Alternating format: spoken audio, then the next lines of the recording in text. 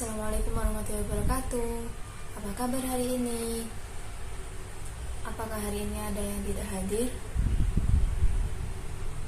Baik, pada pertemuan kali ini kita akan membahas mengenai materi tema 9, yaitu Kayanya Negeriku.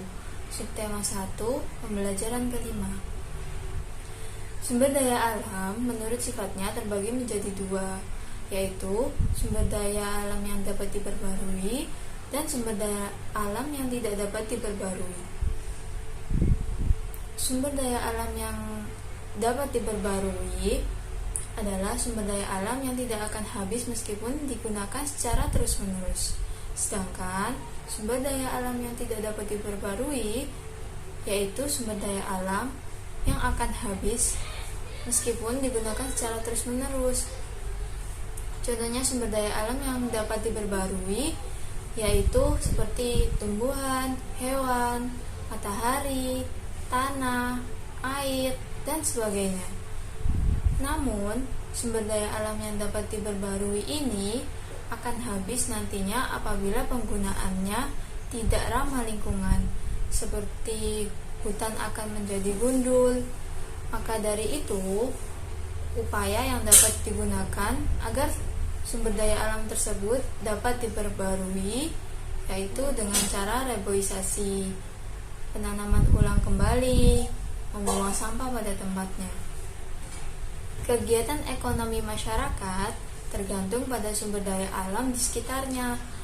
Ada masyarakat di daerah pantai, biasanya kegiatan ekonominya yaitu dengan menjadi nelayan. Pantai juga bisa digunakan sebagai tempat rekreasi.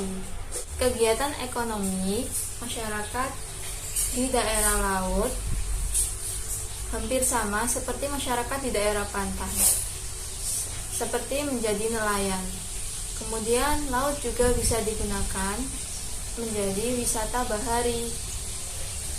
Yang ketiga, masyarakat di daerah sungai.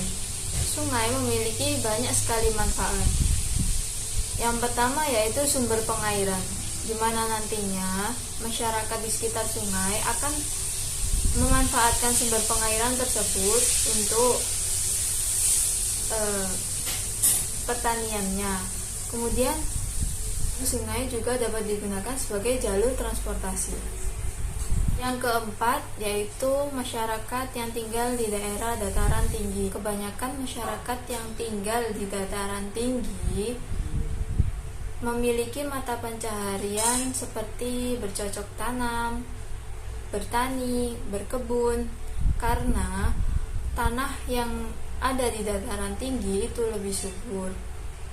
Dan yang terakhir yaitu masyarakat yang tinggal di daerah dataran rendah, di mana masyarakat yang tinggal di sini hampir sama seperti masyarakat yang tinggal di dataran tinggi.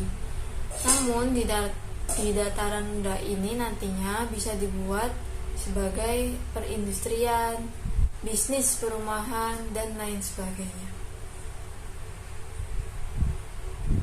Keanekaragaman sumber daya alam di Indonesia ini sangat beragam. Apabila kita bisa melestarikan lingkungannya, maka sumber daya alam ini nantinya bisa dimanfaatkan dari generasi menuju ke generasi berikutnya. Setelah pemaparan materi sumber daya alam, teman-teman bisa membuat kelompok untuk mengerjakan soal di halaman 34. Sekian pertemuan pada pagi ini. Terima kasih. Wassalamualaikum warahmatullahi wabarakatuh.